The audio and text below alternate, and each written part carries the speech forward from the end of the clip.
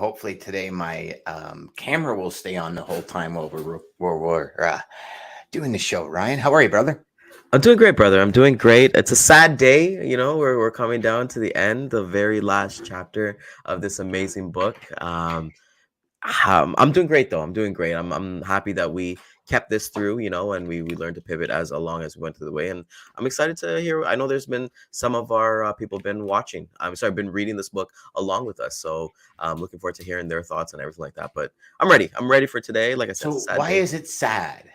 Because it's like it's the end of something, right? Anytime like that, it's just like whenever it's the end of something, like next week we're not going to be talking about it, but we'll be talking about a new book, right? So that's a new excitement and all that fun stuff. But I thought this book, can't say enough about this book, man. Book's changed my life, my man. This book has really changed my life. It was exactly what I needed, exactly when I needed it. Yeah. It really was. I mean, even now, it's interesting because this morning I was in the shower and I still let the water hit me. Yeah. And feel it for like 3-4 minutes. And I usually do it before I start doing what we usually do. And then when I'm using the shampoo, like I feel the shampoo just sizzling in my hair. And I know for everybody going sizzling, but I was gonna say brother, you're on the wrong shampoo, man. Yeah, no, You sure it's not hair removal like Nair? No. It's like I'm just joking. One of those cooling kind of you know what I mean? So it's like Yeah. you feel it on your scalp, right?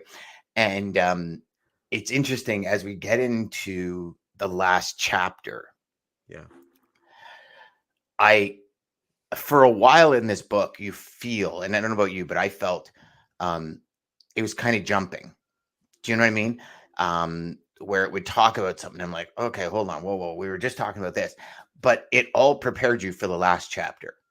And, it started getting me wondering, how do they put these chapters in place? Because but this last one was absolute, and the way the book ends, I'm not going to spoil it for every one of you, but the way the book ends is just classic, like with just a one-liner, right? Like it's pretty cool. And I look at this as a success. I'm thoroughly happy we chose this book. I think it's changed aspects of my thought process, which in turn is going to change my life and probably anyone's life that I touch, which I think is a good thing because it's a positive step forward.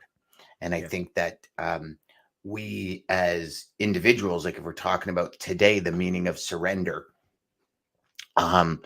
it was a mind blow, chapter 10. Like it really was, because what do you think of when you hear surrender? Yeah, you think quite a bit of things, but like the first thing is like, either it's a loss, you're losing, or you're surrendering to the other defeat. Yeah. But then there's Running another part of it away. too. There's a positive and negative too about it, because like I think about it in like the religious aspect of like surrendering your thoughts, your feelings, surrendering everything. And so it's Dan. There's something that like you said, this was a mind-blown chapter for you. The one mind-blown thing for me that really hit me was that when he talks about, happiness itself is quite shallow. And I was like, wait a minute, hold up. Aren't we all chasing happiness right now? Isn't that like kind of like the meaning of life for most of us? We have like good or bad, happiness or sadness. And when he says that's quite shallow, I was like, wait a minute, where's Eckhart Tolle? We need to bring him on the show and ask him, what the heck do you mean? But then he started going into the chapter and, like transforming suffering into peace.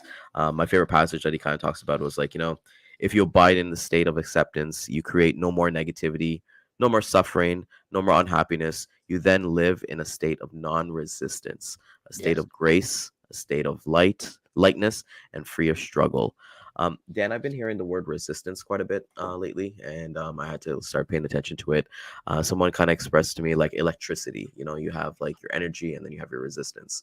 And how many of us, when we're looking to do something with, you have your dream. And Ed Milet had an amazing podcast where he talks about that every single person in this life, Dan, has a dream.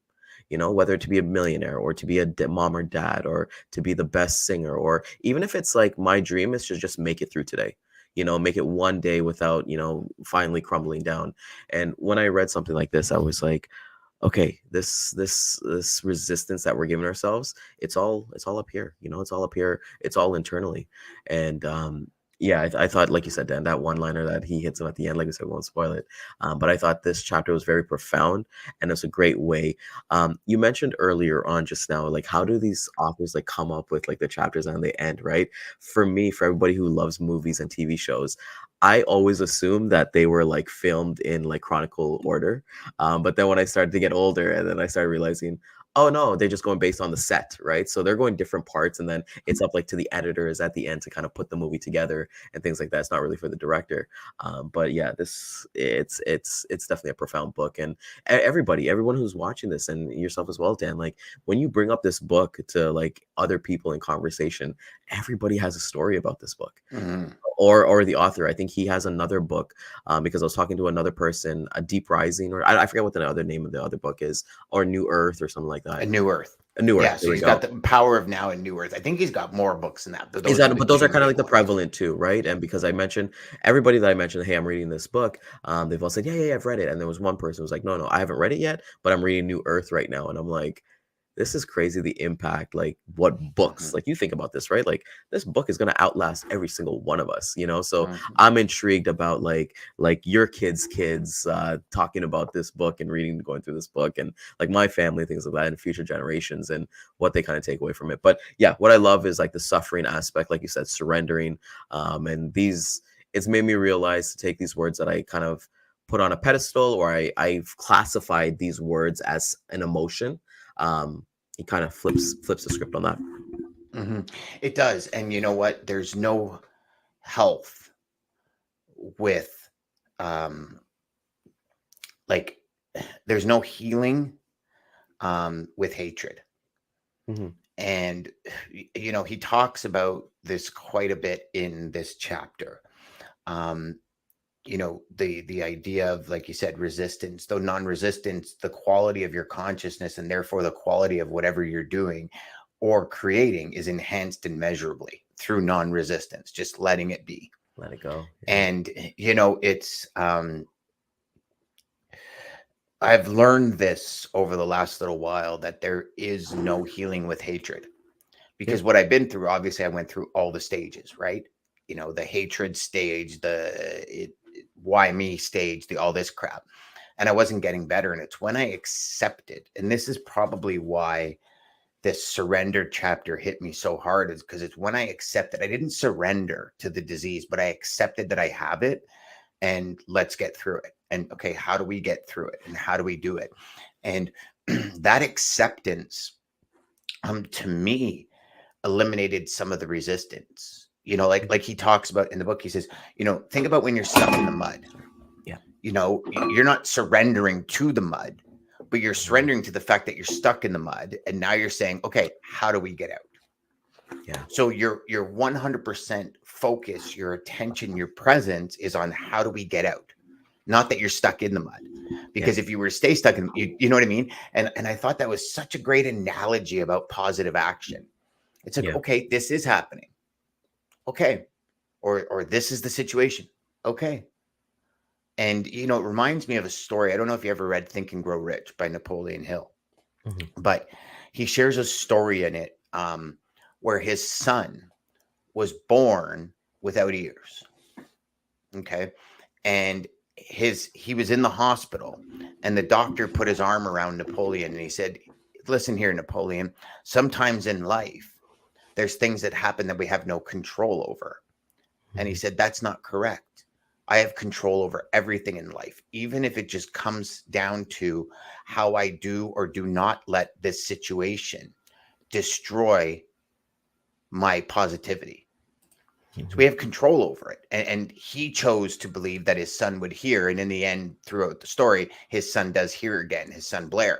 But he chose to not let it destroy his positivity, to Mhm. destroy his being, his self, like the way he thinks. And it was interesting because in this, he goes into that, right? Because the narrator asks, well, if I surrender, like I'm giving up to defeat. And he's Yeah. like, no, you're not. Like surrendering is not defeat. And it doesn't mean like, um, you know, he goes, I think he said something, and I didn't write it down here, but it was something along the lines of like, you're not a mat for people. Like surrendering Yeah. doesn't let people walk all over you. It's like Yeah. when something happens to you, and when you're in a situation, you surrender to that situation, and then you take that positive action that he talked about in the mud theory, and use that as to remove yourself from the situation, right? He says if there's no action you can take and cannot remove yourself from the situation, then use the situation to go deeper into surrender, Mhm. more deeply in the now, more deeply into being. Which I had to like go over that a few times, because I'm sitting there thinking, okay, so if you have a horrible situation, you can't get out and go deeper into it. Mhm. What? Like that to me was pretty cool. And he says, and acknowledge that, how do you surrender? He says, so acknowledge there is resistance, and you can't be conscious and negative. You can't be conscious and angry, Yeah. right? It's like you can only be conscious. So once you surrender, you acknowledge, okay, there is this resistance. I'm conscious to it now. So where are we gonna? And I guess at that point, that's where it becomes choice. Where are we gonna go? Yeah. We're gonna go up. We're gonna go down. Which path are we gonna take? Could even say it better, like this chapter for it to be surrender. I feel like it wouldn't have been impactful if it was one of the earlier chapters, like telling you to surrender, but then it Okay. kind of brings everything like back to where it needs to be. And even when he talks about forgiveness, he talks about forgiveness being a term that we use for 2,000 years, but people actually have very limited view of what it actually means. You cannot truly forgive yourself or others as long as you derive from your sense of self from the past. And it started made me think about it, right? Because um, let's say you get in a fight with somebody, or you get somebody, everyone's like, hey, let bygones be bygones, or let the past be the past. And then either resentment or grudges, or do we truly get over, like truly forgive somebody, and make peace with that, and have that conversation with them. But then if we're actually being in the now, then we wouldn't be thinking about that, right? Because if somebody has crossed you and you've made amends with them, and then it's like, okay, so like, let's compare it to logistics, because it's a logistics show as well. Let's say you had that carrier who dropped the ball on you like 2 minutes before pickup, and you had to scramble, you had to find, and then you did get it covered and whatever it is, right? But then let's say a couple months down the road, after you, like, if you decide not to work with them again, but let's say that name comes up again, you've forgiven them for that thing, and whatever's going to happen, but you're always going to have that, oh no, this carrier dropped the ball on me like 2 months ago, like I would never use them. Or even if it was a phone call that they called you and they're like, hey, we see this load, can we work on it, stuff like that. Even though you've like forgiven them in the past and you're focusing on the now, you're not actually focusing on the now right now, because you're thinking about what they did in the past for you. So do we Mm. truly forgive people? Do we truly forgive ourselves? Do we truly like he kind of talks about going into that grace, like living in grace and living in peacefulness? So I just think, like, when we come to surrender, to your point, when he says, like, dig deeper and things like that. And I know Steve Harvey has said this quite a bunch of times, was like, if you're going through hell, why would you stop there? Right. So when I kind of look at that analogy, I'm like, Yeah, that's if you're going through hell, like, Harvey. dig deep, dig deep. It's time to put on the shoes and just kind of get out of there completely. But yeah, this book is such, well, we'll get into a book review next week, but this Yes. chapter, I think it closes this so great. And it really, I think, like I told you this, like how I read books. So I did it when I did the first time, which I'll read the first two sentences and then I read the last two sentences of the book. And if that hooks me in, then I'll read the entire book. And then that last like two sentences was like, okay, Yeah, it's and like, it's really when you think of those, and I know we're kind of talking in Roman here, because some of you that haven't maybe got through the 10th chapter don't know what we're talking about. So it's kind of, we're hooking you to read the 10th chapter. But when you read those last couple of words, my first thought was, wow, people really hang on words. hmm, Like, and then of course, I'm going down this rabbit hole of how do we avoid, because throughout the book, he talks, well, that's a word, and you're putting meaning to a word yeah, that you're assuming it's ABC because of that word, but it's really XYZ when you think about it. And he debunks all of it, right, throughout the whole yeah, book. But when he that last statement that he says, I was like, oh man, mic drop galore, brother. Like that is all It's the over way the that we map. all want to like end either a phone Yeah, call. We want to end something, right? You know, you always yeah, want to like end. Like for me, I'm thinking because I'm in Toastmasters, I think like ending a speech, like that's like the perfect bookend. And literally that's what it is. But even from yeah. the chapter, what he talks about too was throughout the chapters, he's really talking about like the illusion of time. Yes. It's thinking of like it's like a mental construct, emphasizing that it only exists in our minds. And that's what I've kind of started thinking about too when we're kind of outside, like you mentioned with like the shower and like you got the shampoo and all that stuff. You're not like, hey, I got to do a 5 minute shower, I got to do a 10 minute shower. You're just there in the now doing your shower. And nobody's saying here to take like an hour shower, right? Like, still be conscious if you have things to do, right? But I think that is such a great thing because I've said in the past too, like time is undefeated. Mhm. It has never lost to somebody, right? So you don't know when our time is going to come, but understand that, hey, if we focus on the now, don't focus on the present, don't focus on the future, just focus now. That I'm setting up some wins here. And when he talks about like embracing the present moment, having that fully transformation and enlightenment that comes from resisting the current reality. How many of us right now, we look at everything that's going on, right? Inflation is up like crazy, housing is crazy, more like Yeah. renewing your mortgage is crazy, food is crazy, all these things. But then a lot of us, I personally stopped watching the news because I realized like, I would get false upset for these things, and like full transparency, it doesn't really affect me personally. So it's just like, what does it matter to me if like if something happens? I don't want to make a scenario because I don't want to sound disheartening or anything like that. But if it doesn't affect my family, my life, my amazing inner circle, everybody who it affects like my day to day, then why am I giving attention to this? Like, Mhm. why can't I just be focusing on what I'm supposed to be doing right now, which is obviously like we're talking about this is being engaged in this podcast. I don't need to be worrying about what I'm going to be doing after this. I don't need to be worrying about, did I go lock the front door properly and all that stuff, right? But, for focusing on right now and just being fully immersed into it has been one of the biggest lessons, especially that I learned from this chapter. I think from the book for myself, it's been Yeah. that's been the main thing that it's allowed me to do is really pay attention to what I'm doing in this exact moment.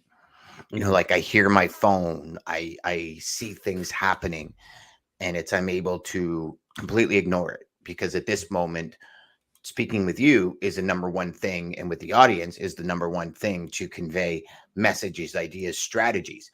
And I also have become very aware of when people disconnect, Yeah. very aware. And I think the more we become aware of our now, we're much more connected to when people are not in the now, when Yeah. they're focusing on other things. And for me, that's probably been one of the greatest summaries this chapter created, because part of me was wondering, you know, how do people get taken advantage of?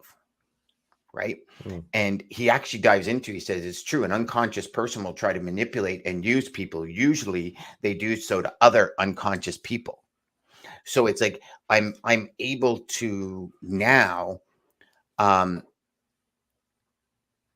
because I'm more conscious to that point, and I'm more conscious to what people say, how they say it, their moves that they make, Yeah. right? Like, and again, that brings us back to what you do scream so loud I can't hear a word you say. But before reading this book, I was unconscious to it. And before reading this chapter, um, I realized that I surrendered to it a lot. Mm. As much as I Mhm. was trying to be in the now, I still become unconscious, right? And it's like I had this, and I'm going to use the word surrender because that's the name of the thing, but I had this fear of surrendering to it. Like, does that mean I'm defeated? Like, so for example, perfect example is a sales process, Mhm. surrendering to a new sales process, but I'm used to this one. This is the one that I like to do. Yep. Does that mean that I've got defeated on that process? No. It just means, in my opinion, you're elevating your game, you're elevating your awareness, you're elevating your understanding. And maybe you can elevate that process to a different level as well. And that's really where this chapter, um, when they started to talk about one thing for me that was very apparent in this chapter, and I'm sure you got it as well, was when, hey Jackson, was when, um, narrator in the audiobook, it's a female, where she says, yes, but if I surrender, then I'll lose motivation. And doesn't motivation drive me to kind of what I want to do next? And he says, no. Like when you surrender to the now, he goes, your motivation will actually increase because your productivity will increase. Right? Because how many times have we been told, like, you have to be motivated, you have to be motivated to get your goals, you have to be motivated to get your goals.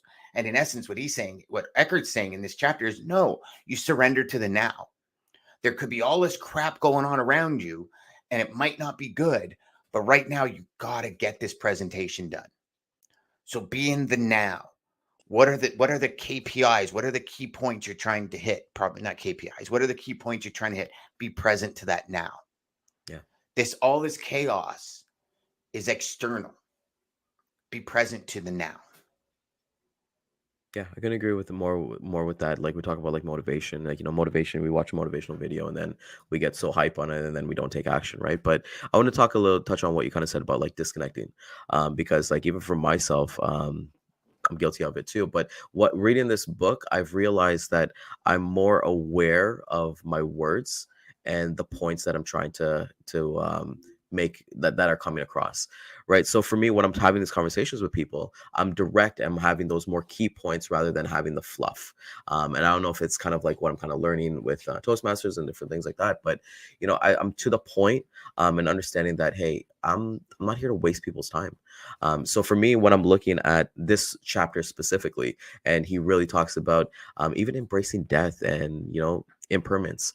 He says that the fear of death, how many of us like think about, I don't want to die. Any conversation I've recently been having with people is just like, like I'd love to go like right away. I don't want to be like sitting in a bed for like 4 years. And you want that control, but that's against of what he's talking about. We always want so much control over our life. Yes, we'd like these things to happen. Nobody wants to suffer, right? Like nobody wants to go on a burning fire or have a horrible disease that just takes away their life from them. But then when we kind of understand that impermanence of all things can lead to a deeper appreciation of life. And I don't know if I've said this on the show specifically, but I've said this somewhere else, where there was this video that I watched, and it was a podcast interview, and the message was that they asked the podcast host, hey, have you ever been in that VIP line, VIP row of a funeral?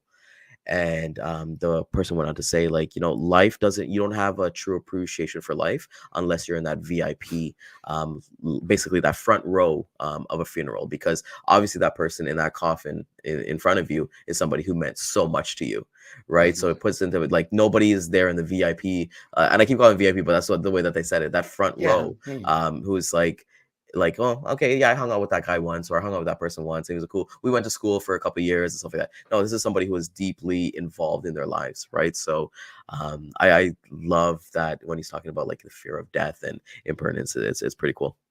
Yeah, it is very cool. It is very cool. One thing that he really leans on in this chapter is learn from nature. Mm-hmm. Right? There's no resistance in nature. Right? Like and I think we're probably the only species on the planet that resists our environment. Yeah. And I think and just to add to that, I feel like we create, because I'm seeing it right now, Dan, we create resistance for nature as well. And a quick example is that, we're building houses here. It's just housing. They're literally cutting down forests right now. Like I took my dogs for a walk this morning and they got rid of half of that forest. You think about that wildlife and that nature, right? That we've did this, we did this, it's no, we're very else. Destructive, Ryan. Yeah. As the human race in general is very destructive. You know what I mean? I mean, this is not a topic for today, but yeah, in general, we're the most destructive people with our heartbeats on the planet.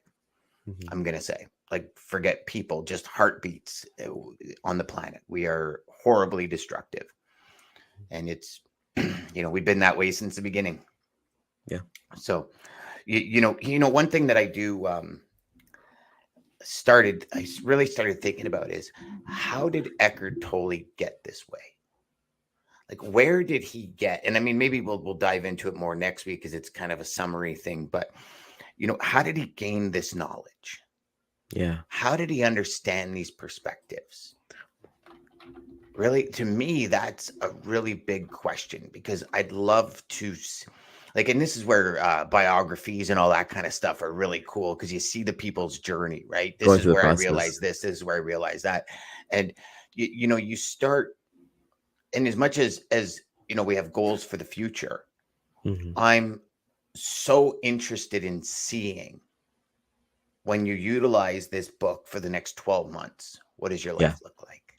yeah, I yeah. mean, This what does is your health look like? What is your overall like energy, your aura, your everything. vibe, right? Like that Yeah, vibration that you bring when you walk into a room, like by using these tools, these strategies through this book. And next week we'll go through chapter by chapter to kind of give key points. But I mean, all these strategies, all these ideas, it's like, man. Like, what does the next 12 months hold? And I know he talks about, you know, when you're in the future, you're not in the now, and when you're in the past, you're not in the now. And it's like, it's interesting because now this is video documented, right? yes. So what we This is say today forever. will be here. These are the really It's cool things forever. you see, like when Gary V posts something that he recorded 15 years ago, Hmm. where he's talking about a topic, and then today he's talking about the same thing, he's just using different words, and it's like you see the evolution. So it's going to be cool to see in a year's time when we're talking about this and realize it's been a year since we did the book. Yeah. um you know, what's the two, maybe we'll pull this footage up and go, you I'm know, looking and forward to it, man. And you know what, Dan? I love that you said that because, and first off, while you were talking about like his mindset, I had to go to Google and figure out when was this book written, and it showed me it's 1997. 1997. You know, I was 9 years old when this book came out. yeah. But you know, Dan, when you said that, that's why I'm a big believer. I've always kind of said like, you know, like I don't like to consume a lot of books or a lot of content and things like that, just because like I want this to resonate with me, right? And if there's like two or three, and we'll get into it next week, but that's why I don't like to go like, oh, let's do a book a week, you know, or like try to do that. I'm like, I really need to digest this. Like, even if I could get, and one of the biggest lessons I've learned, we'll talk about next week, is I really like reading one chapter a week, you know, whether it be like the 20 or 30 pages, and like kind of being like, okay, well, let me see, like go back to it, like not just read the 20 pages and then, okay, I'll see you again next Monday, you know, just kind of like reading it almost every single day and then seeing what it kind of resonates with me. But I Hmm. love that you said that, you know, like 12 months. And that's why I really want to do the book club as well, because, you know, even though if let's say you didn't read this book, you know, you can go on YouTube, you can go on Buzzsprout, you can go any kind of platform, and then you can read the book as we're kind of going along as well, right? And this is kind of like this timeless capsule that we've kind of created, and I Yeah. think, you know, it's spectacular. I'm personally looking forward to this discussion. Maybe we'll do like a 12-month like, you know, what's the date today? Today is the 6th, so 6th maybe of we'll October yeah, or yeah, 5th, October 5th, 6th. no, 6th of October today. Yeah. I'm losing my days, buddy. It's We're all good, brother. Friday, It's that right? It's shampoo, Friday man. today. The sizzling shampoo. Yeah, yeah. I love it, I brother. tell you, we're running into Thanksgiving weekend for everybody up here in Canada. Got big plans for the weekend, buddy, or what? Yes, I actually do have some big plans. So in our religion right now, it's in Hinduism, we have a 15-day fasting of where we pray to our ancestors. We believe that, you know, the ancestors come down to earth in these 15 days, and you know, we offer like water, we offer food and all that stuff. So on Saturday is going to be our big offering. I've been doing it for 20 years now, which is crazy to me to think about. Sunday we're actually going to do our Thanksgiving on Sunday, just so we can relax on the Monday. And I think Monday we're gonna make some turkey sandwiches and go hand them out to the homeless. I think that's That's a gonna good be our deal. mission for Monday from there. But what about yourself, brother? Don't know yet. We have a Friendsgiving on Sunday. Nice. What is My Friendsgiving? son's it's Brendan's birthday on Monday, so his Thanksgiving weekend is usually his birthday because we Okay. don't want to shadow his birthday with Thanksgiving. Yeah. Um, but I think we're doing the turkey next weekend is what we decided because it's like we have, where I am here, we have the big fair in town and there's Mm. all these things to do. And so, but yeah, definitely. I mean, last year I missed Thanksgiving. I missed Christmas turkeys. I didn't have any turkey last year. Uh, So let me tell you something. I'm gonna eat. you are ready, my man. I'm You are gonna eat, ready. man. Yeah, And you're gonna so feast, yeah, I brother. mean the Yorkshires, the gravy, the mashed potato. My daughter was saying to Christine and I, Jessica was saying to Christine the other day, like I want Thanksgiving dinner. Like I want Yeah, all the yeah. You know what's fixings. I want funny? Me too. You know what's funny? We said that because normally we'll do like, um, we'll do like maybe like some Chinese. We'll kind of mix up the menu a little bit. I'm the one who cooks, so I'm like, you know what? We're gonna keep it traditional this year. Like Yeah. I always follow. If anybody's looking like they're intimidated by making a turkey, for the 5th year in a row, I've been using the Gordon Ramsay turkey recipe that's on like YouTube. Best turkey every time. I always get like, yo, this is the juiciest turkey I've ever had in my life. So anybody who's out there watching and they need some tips on how to make an amazing turkey, type in Gordon Ramsay on YouTube, turkey, and then yeah, I cannot wait, brother. I cannot wait. Like now you told me about the Yorkshire pudding. Maybe I'll add that to our menu as well. Buddy, it's Yorkshire with the gravy. Good stuff, man. Good stuff. All right, brother. We will so next week for everybody, we actually are going to be recapping the entire book. And then on the 20th, which is the Friday after next, right? Yes. Yes, sir. The Friday after next, we've got Glenn Paulus back on the book, back on the show to talk about Never Sit in the Lobby. So that'll be very, very good time. So we'll do like kind of that, and then we'll start our next book. We won't tell you what it is right now. We'll talk to you about it next week. But the next book I think is going to be really cool too, because it's taken more of a sales and marketing role. So, we have now, and what we're going to try and do for everybody is these books are going to try and stack on each other, right? So you learned about the power of now. You learned about how to create that motivation, that energy, that desire in the now, as opposed to projecting to the future or living in the past. You've learned how to surrender. We've gotten like graciousness. There's so many levels to this book. But now that we understand how to operate in the now, how to move the needle, like as much as it can move in our life, we're going to start talking about strategies to break through the clutter and in our industry. And I think these books are going to really stack on top of each other. And then we'll make sure the third book stacks on top of that book, and so on and so forth. So this book club is not just kind of a Hail Mary, let's pick a book off a shelf, close your eyes, pick a book. It's more of a, okay, this is a step-by-step process to generate $1 million GP. And I think that's a pretty cool idea that you came up with, Ryan, to do that. Brother, man, we did this together, my man. So we're looking forward to seeing everybody. Have a safe, if you are Canadian, have a safe Thanksgiving weekend. And everybody else, we'll be here on Monday too. So we'll see everybody on Monday. Take care. Take care.